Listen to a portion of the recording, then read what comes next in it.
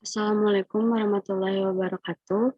Saya Harumi Ramanda dari mahasiswa dari Fakultas Psikologi Universitas Muhammadiyah Profesor Dr. Hamka.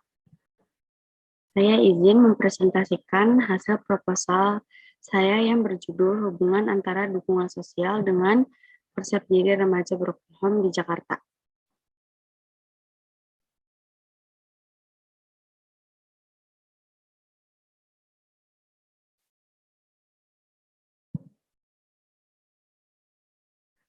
Keluarga adalah sebuah sistem sosial kecil yang terdiri dari suatu rangkaian bagian yang sulit, yang sangat saling bergantung dan dipengaruhi baik oleh struktur internal maupun eksternal. Menurut Friedman 2010, broken home menurut Chaplin adalah keluarga atau rumah yang hancur, dengan kata lain rumah tanpa kehadiran orang tua yang lengkap yang disebabkan oleh kematian, perceraian, atau meninggalkan rumah. Dukungan sosial sangat diperlukan bagi remaja dalam proses penerimaan konsep diri. Menurut Sarason dan Sarason, Esmet 1994 mengemukakan bahwa dukungan sosial adalah dukungan yang didapatkan dari keakraban sosial, dari teman, keluarga, anak, ataupun orang lain. Berupa pemberian informasi, nasihat verbal atau nonverbal, bantuan nyata atau tidak nyata, tindakan yang bermanfaat sosial, dan efek perilaku bagi penerima yang akan melindungi diri sendiri dari perilaku yang negatif.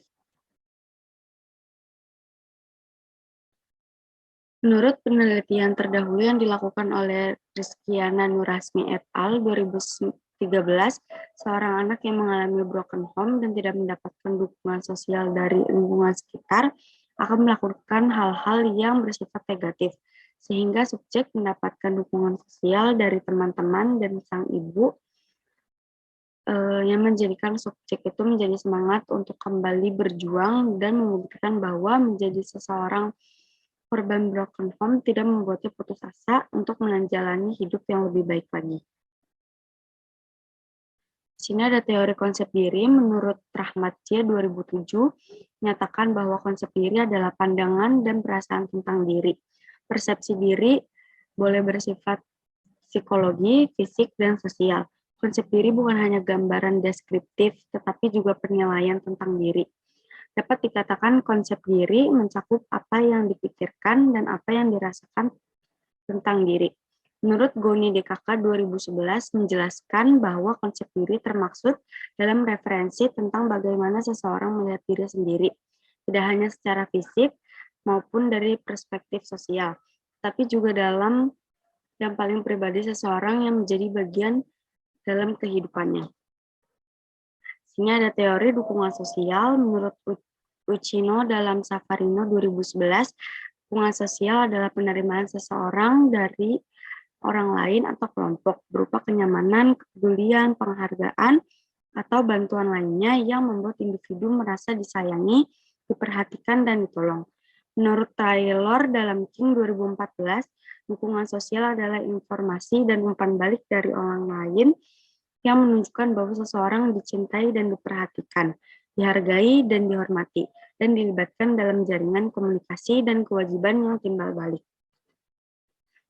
Tujuan penelitian ini untuk mengetahui adanya hubungan antara dukungan sosial dengan konsep diri remaja broken home di Jakarta. Selanjutnya ada metode penelitian. Penelitian ini menggunakan metode penelitian kuantitatif. Sampel penelitian ini adalah remaja dari usia 16 tahun sampai 23 tahun.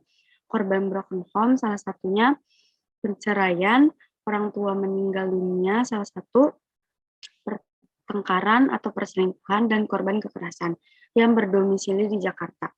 Teknik yang digunakan adalah teknik non-probability sampling, yaitu purposive sampling, dengan menyebarkan kuesioner melalui Google Form dengan teknik analisa data yang menggunakan metode kolerasi yang diolah menggunakan SPSS 2021.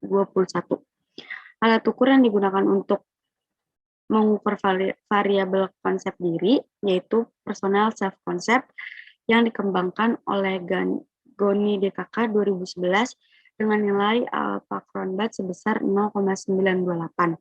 Dan alat ukur yang digunakan untuk mengukur variabel dukungan sosial yaitu multidimensional scale of perfect social support yang dikembangkan oleh Zimet et al. 1988 dengan nilai alpha Cronbach 0,894. Di sini ada tahap penelitian. Yang pertama adalah mencari fenomena yang tepat. Yang kedua, melakukan pencarian dan kajian teori yang tepat. Yang ketiga, menentukan alat ukur yang akan digunakan yang tepat. Yang keempat, mereview alat ukur yang akan digunakan. Yang kelima, menentukan responden atau karakteristik subjek yang sesuai dengan kriteria penelitian.